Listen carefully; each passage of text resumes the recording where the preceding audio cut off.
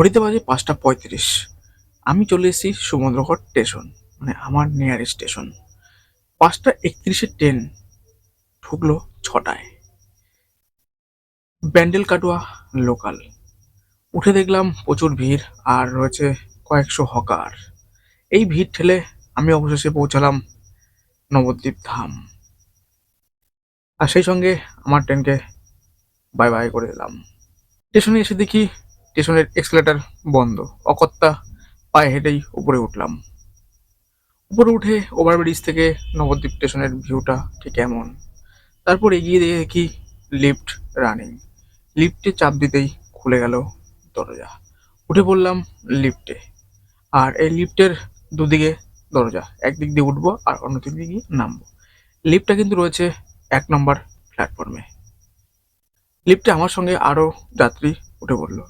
আর এই লিফটের ডেকোরেশনটা, এই ছোট্ট মোটো লিফট, ৪জন ৫জন ঠিক আছে। তারপর এসে নেমে পড়লাম গ্রাউন্ড ফ্লোরে। খুলে গেল লিফটের দরজা, বেরিয়ে পড়লাম ১ নম্বর প্ল্যাটফর্মে। আমরা ছিলাম ওই ২ নম্বরে। উঠে চলে আসলাম ১ নম্বরে। ১ নম্বর থেকে বেরিয়ে আমার একটা দাদার সঙ্গে বেরিয়ে পড়লাম নবদ্বীপের পীরতলার উদ্দেশ্যে। আর পীরতলায় রয়েছে এই মিষ্টির দোকান, যেখানে রয়েছে ৩৪ রকমের মিষ্টি। দাদাকে বললাম, তুমি ক্যামেরাটা ধরো, আমি গিয়ে মিষ্টিটা কিনে নিই। ৩৪ রকম আইটেম দেখে কোনটা থেকে কোনটা কিনবো সেটা ভাবতেই টাইম লেগে গেল মিনিট ৫। অবশেষে সিদ্ধান্ত নিলাম ৫ রকম ২৫টা করে মিষ্টি নেব। তোমরা এখন যা দেখতে পাচ্ছ সব মিষ্টি কিন্তু ৫ টাকা পিস। আমি ২৫টা করে ৫ রকম মিষ্টি নিয়ে নিচ্ছি। এত মিষ্টি কি হবে, কেন নিলাম, সব কিছু বলবো, ব্লগ দেখতে থাকো, এক এক করে সব আসবে। বিভিন্ন ধরনের আইটেম কিন্তু এখানে রয়েছে। নবদ্বীপের পীরতলা,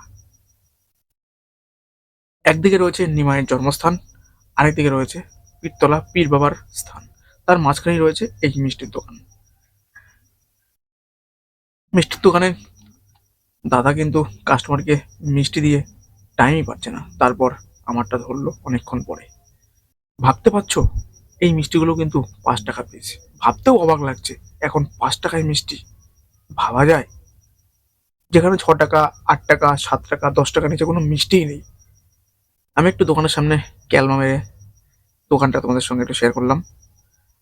দোকানে কিন্তু জিলাপিও রয়েছে, মালপোয়া রয়েছে ৫ টাকা পিস, ইয়া সাইজের। সব কিন্তু এই নিজস্ব দোকানেই তৈরি হয়। দোকানের রয়েছে ৪-৫ জন কারিগর, যারা সারাক্ষণই কিন্তু এই মিষ্টি তৈরি করছে নানা রকম আইটেম। দোকানের পিছনে রয়েছে মিষ্টি তৈরি করার সেই কারখানা, মানে কিচেন টাইপের। আর সামনে হচ্ছে বিক্রি, যেখানে হোলসেল, পাইকারি, খুচরা সবকিছু তোমরা পাবে। তো তোমরা যদি চাও এসে নিয়ে নিতে পারো। দাদার মুখ থেকে একটু শুনে নিই। ৫ টাকা ক রকম মিষ্টি আছে? সবই তো ৫ টাকা। গুড়ের মিষ্টি ৬ টাকা, আর এটা ৭ টাকা। বাদ বাকি সব ৫ টাকা। আর সব ৫ টাকা, আর বড়টা ১০ টাকা। আমাকে ৫ রকম। যত দেখছি তত মন ভরে যাচ্ছে, কোনটা ছেড়ে কোনটা নেই। সব তো আর নেওয়া সম্ভব না, অলরেডি আমাদের মিষ্টির প্যাকেট করা হয়ে গেছে। তো ১,০০০ টাকার মিষ্টি নিলাম। তারপর নিয়ে বেরিয়ে পড়লাম পীরতলা পীর বাবাকে দর্শন করে আস্তে আস্তে এগিয়ে চললাম নবদ্বীপ ধাম স্টেশনের উদ্দেশ্যে। বুঝতেই পারছো এত মিষ্টি নিয়ে বসে আছি, আর দাদা গাড়ি চালাচ্ছে। সেই সঙ্গে অলিগলি পেরিয়ে আমরা এসে পৌঁছালাম নবদ্বীপ ধাম স্টেশনে। সেই সঙ্গে এত মিষ্টি, এত টাকার মিষ্টি, এত আয়োজন, আর ৫ টাকার দামের মিষ্টি নবদ্বীপ থেকে তোমরা নিতে চাইলে অবশ্যই এসো। আর এত মিষ্টি কেন নিলাম, কিসের জন্য নিলাম, সব জানবে। তার জন্য আসছে পরের ব্লগ। ততক্ষণ বাই বাই।